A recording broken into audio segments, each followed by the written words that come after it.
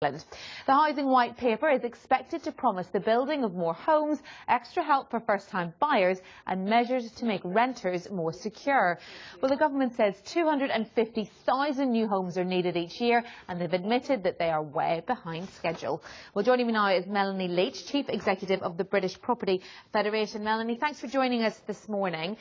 Now, we have heard these sort of statements time and time again. The housing market is broken. We're going to build more houses. What's different this time?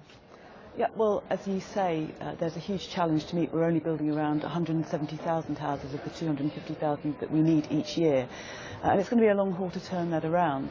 So what we want to see from the government is the ambition to really tackle that challenge and the practical measures that will help us to do that. And I think there are two potential areas where we can make a real difference this time if government is brave enough to seize the potential that's there.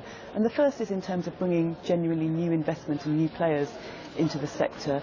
We know, and we've been lobbying at the British Property Federation, the government, for some time to tell them about the £50 billion of investment that's potentially available to drive a in the UK, and I hope the government will seize that prize. And the second is that there's been a lot of innovation over the last few years. There are new methods of construction coming along, such as modular and off-site and so on, which can drive delivery of housing more quickly, more cheaply and with less disruption. So the prizes, I think, are there to be seized, and I hope government will be brave enough to do that.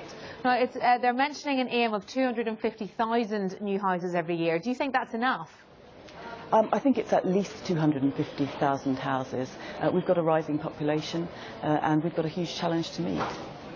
Now, ownership or rental, I mean, there's a real tradition in the UK of house ownership compared to mainland Europe, where most people rent their properties. There is mention in this of encouraging renting by trying to give, say, longer-term leases to people who rent so that they're more protected. Do you think we could see a swing towards the rental market rather than ownership? Yeah. Well, I mean, we're out of line with a lot of the rest of the world already. If you look at the continent of Europe or if you look at America, where rental is much more of an established part of the mix, and I think we need to move towards that position.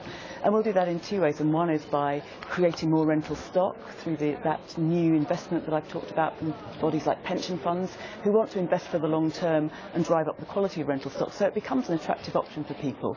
And that's the second point, really, that people have to feel comfortable that rental, living in rented accommodation is just as much